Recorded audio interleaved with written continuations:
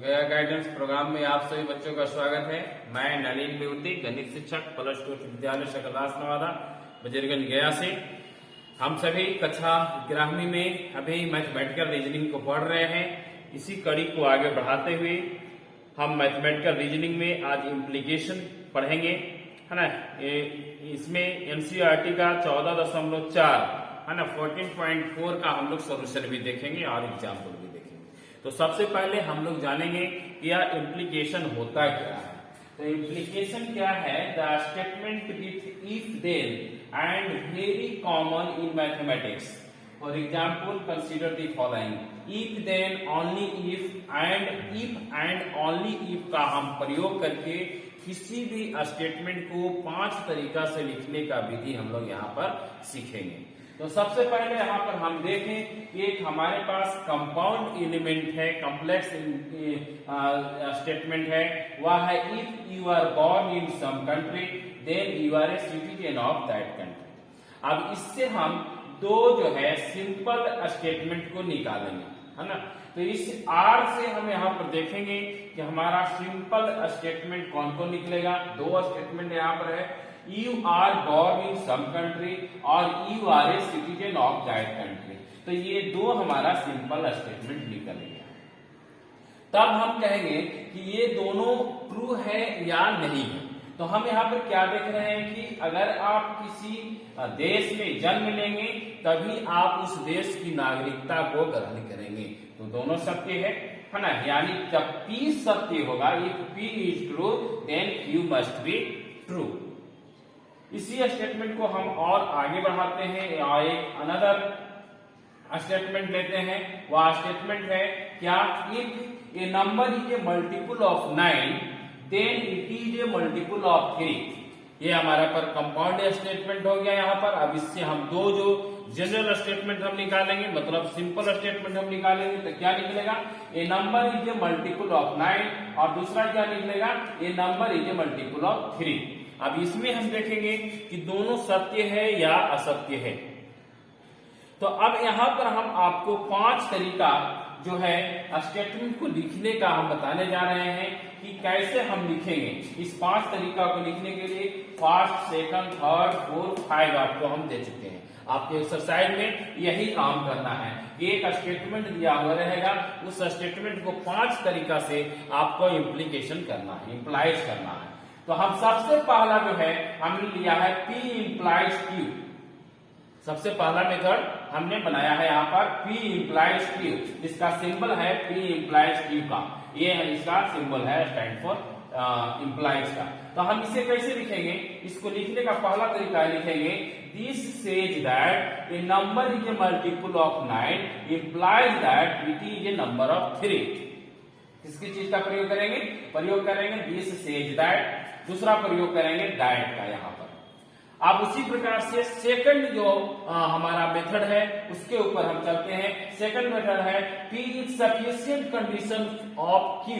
पहला मेथड हमारा इम्प्लाइज का था, दूसरा हमारा सफिशिएंट कंडीशन के ऊपर हम लगाते हैं। तो इसमें हम कहेंगे this says that knowing that a number is a multiple of 9 is sufficient to conclude that it is a multiple of 3। यहाँ पर हम कौन कौन सा चीज को जोड़ने जा रहे हैं? यहाँ पर हमने जोड़ा this says that knowing.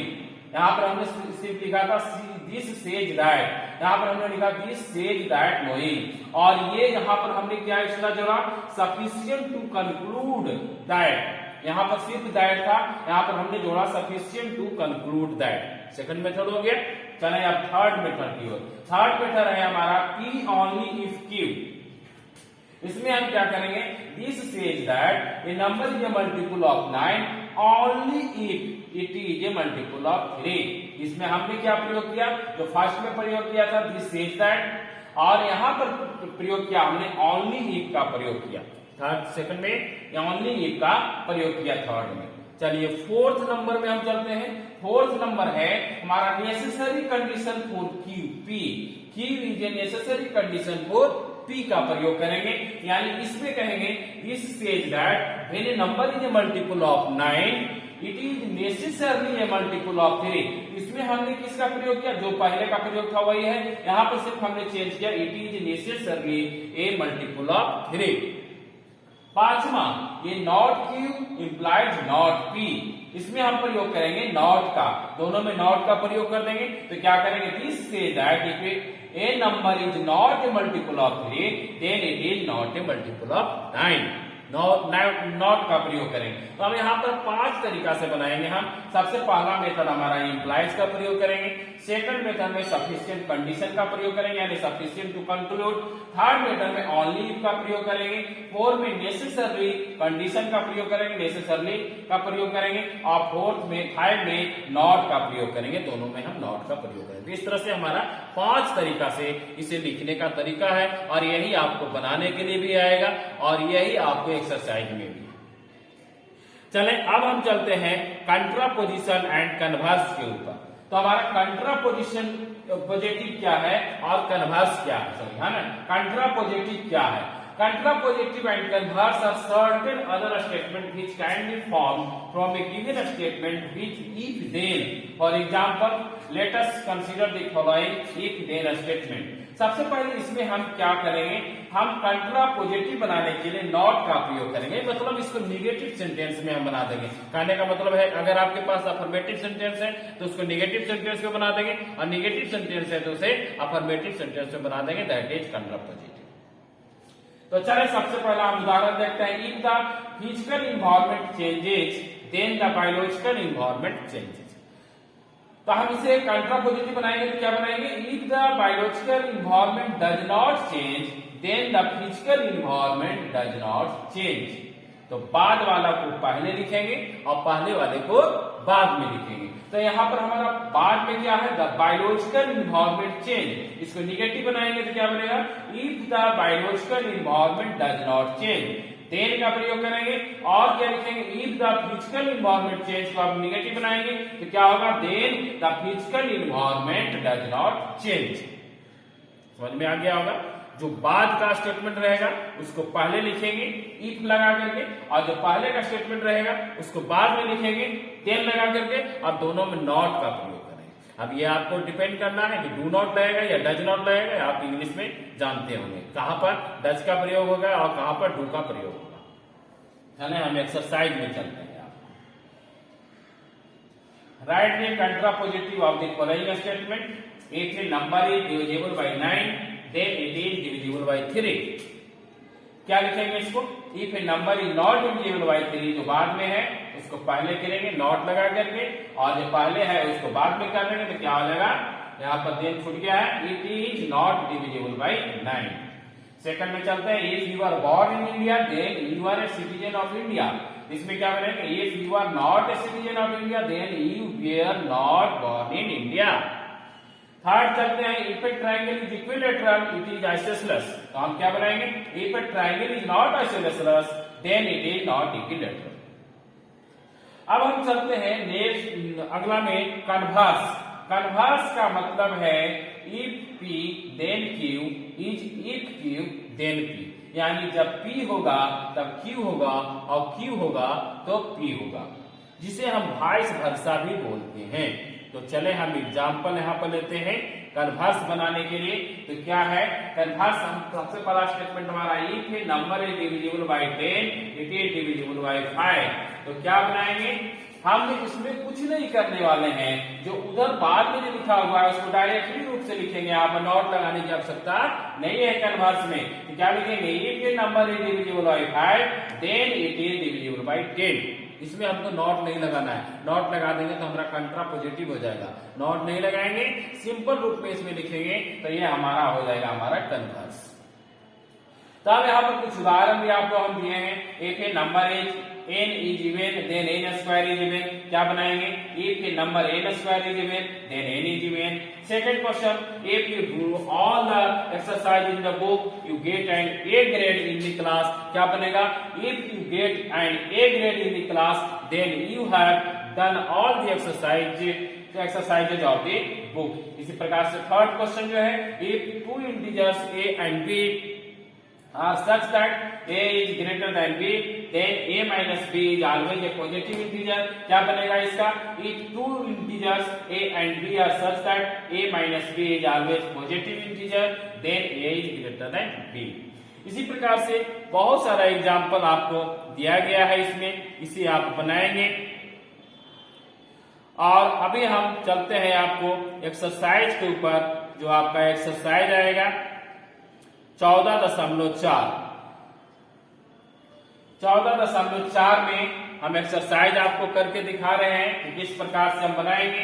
Rewrite the following statement with if then in 5 different ways conveying the same meaning. आपको जो स्टेटमेंट दिया गया है उस स्टेटमेंट को 5 तरीका से इफ देन का प्रयोग करके आपको लिखना है। तो सबसे पहला जो क्वेश्चन था उसके ऊपर हम चल रहे हैं। तो पहला मेरा क्वेश्चन है कि if a natural number is odd then its square is also odd. तो आपको सबसे पहले हम वहां पर का बात करें तो हम आपको 5 तरीका से बताए थे, इम्प्लाइज प्रयोग करके, उसके बाद ओनली इफ का प्रयोग करके, नेसेसरी का प्रयोग करके, और फिर सफिशिएंट का प्रयोग करके, और फिर नॉट का प्रयोग करके। ये 5 तरीका हमने बताया। ये 5 तरीका से इसको लिखेंगे। सबसे पहला इम्प्लाइज का प्रयोग करते हैं हम। तो सबसे पहले क्या होगा, ये natural number is odd implies that its square is odd. Second क्या होगा, ओनली इफ का प्रयोग करेंगे तो क्या लिखेंगे, ये natural number is odd only if its square is odd. चले थर्ड नंबर में हम नेसेसरी का प्रयोग करेंगे तो क्या लिखेंगे, for a natural number to be odd it is necessary that its square is odd. चले फोर्थ में सफिशिएंट का हम प्रयोग करेंगे तो क्या लिखेंगे, for the square of a natural number to be odd it is sufficient that the number is odd. Conclude का भी प्रयोग कर सकते हैं, सफिशिएंट टू कंक्लूड भी लिख सकते हैं। चले 5 नंबर में नॉट का प्रयोग करेंगे तो क्या लिखेंगे, if the square of a natural number is not odd then the natural number is not odd. ठीक है। इसी प्रकार से क्वेश्चन नंबर 2 की ओर हम लोग चलते हैं। क्वेश्चन नंबर 2 है, write the contrapositive and converse of the following statement. जो स्टेटमेंट आपको दिया गया है उस स्टेटमेंट का कंट्रापोजिटिव लिखना है और कन्वर्स भी लिखना है, दोनों। तो हम सभी जानते हैं कंट्रापोजिटिव लिखने के लिए नॉट का प्रयोग कर देंगे, बाद वाला को पहले लिख करके नॉट का प्रयोग, पहले वाले को बाद को लिख करके नॉट का प्रयोग करेंगे। और कन्वर्स में हम डायरेक्ट रूप से बिना नॉट का प्रयोग किए हुए लिखेंगे। तो सबसे पहले हम क्वेश्चन जो है, if X is a prime number then X is odd, तो क्या लिखेंगे, if a number X is not odd then X is not a prime number. ये हमारा कंट्रापोजिटिव हो गया। अब इसी का जब कन्वर्स हम बनाएंगे तो क्या लिखेंगे, if a number X is odd then it is a prime number. Question number 2 की ओर हम चलते हैं। क्वेश्चन नंबर 2 है, if the two lines are parallel then they do not intersect in the same plane. तो हम इसका जब हम कंट्रापोजिटिव लिखेंगे तो क्या लिखेंगे, if two lines intersect in the same plane then they are not parallel. और कन्वर्स इसका क्या लिखेंगे, if two lines do not intersect in the same plane then they are parallel. इसी प्रकार से तीसरा का हम बनाएंगे contrapositive, if something does not have low temperature then it is not cold. और कन्वर्स इसका बनाएंगे, if something is at low temperature then it is cold. उसी प्रकार से 5वां नंबर जो क्वेश्चन है उसका हम बनाएंगे, इफ यू नो, कंट्रापोजिटिव बनाएंगे, if you know how to reason deductively then you can comprehend geometry. और इसका जब कन्वर्स बनाएंगे, if you do not know how to reason deductively then you can not comprehend geometry. इसी प्रकार से आगे जो क्वेश्चन है 5 नंबर उसका हम बनाएंगे कंट्रापोजिटिव। तो क्या बनेगा, कंट्रापोजिटिव इसका बनाएंगे तो क्या बनेगा, if X is not divisible by 4 then X is not an even number. और कन्वर्स इसका बनाएंगे तो क्या बनेगा, if X is divisible by 4 then X is an even number. तो चले अब हम क्वेश्चन नंबर 3 की ओर चलते हैं। Which each of the following statement in the form if then के रूप में कौन सा स्टेटमेंट है इसको आपको लिखना है। तो पहला है कि you get a job imply that you credential are good तो क्या लिखेंगे इसको, चूंकि ये हमारा आंसर दिया गया है उससे हमको क्वेश्चन बनाना है। क्या बनाएंगे, if you get a job then your credential are good. Implies को हम क्या करेंगे, इसमें हटा देंगे। चले दूसरा नंबर जो है, the bananas trees will bloom if it stays burn for a month. तो क्या बनेगा इसका, if the bananas tree stays burn for a month then it will bloom. इसी प्रकार से तीसरे का, a quadrilateral is a parallelogram if its diagonal bisect each other. क्या बनेगा इसका, if the diagonals of a quadrilateral bisect each other then it is parallelogram. और 4 number, to gate A plus in the class it is necessary that you do the exercise of the book। ये जो पहले बना हुआ था वही वाला फिर से क्वेश्चन आ गया। तो क्या बनेगा, if you want to get an A plus in the class then you do all the exercises of the book। Question number 4, question number 4 है, given a statement in A and B, identify the statement given below as contrapositive or converse of each other। आपको एक question दिया गया है और 2 आपको answer दिया गया है, इसमें आपको बताना है कि कौन सा जो है कंट्रापोजिटिव है और आपका कौन सा जो है कन्वर्स है। तो पहला क्वेश्चन जो है हमारा क्या है कि if you live in Delhi then you have winter cloth. अगर नॉट का प्रयोग किया हुआ है तो वह हमारा कन्वर्स कंट्रापोजिटिव हो जाएगा, और नॉट का प्रयोग नहीं किया गया है तो हमारा कन्वर्स हो जाएगा। साफ साफ नजर आ रहा है। तो पहला हमारा दिया गया है, if you do not have winter clothes then you do not live in Delhi, ये कंट्रापोजिटिव है। If you have winter clothes then you live in Delhi, ये कन्वर्स है। क्लियर। चलिए सेकंड में है, if a quadrilateral is a parallelogram then its diagonal bisect each other. तो क्या बनेगा इसका, if the diagonals of a quadrilateral do not bisect each other, यानी नॉट का प्रयोग है तो ये हमारा कंट्रापोजिटिव है। और if the diagonal of a quadrilateral bisect each other then it is a parallelogram, ये हमारा कन्वर्स है।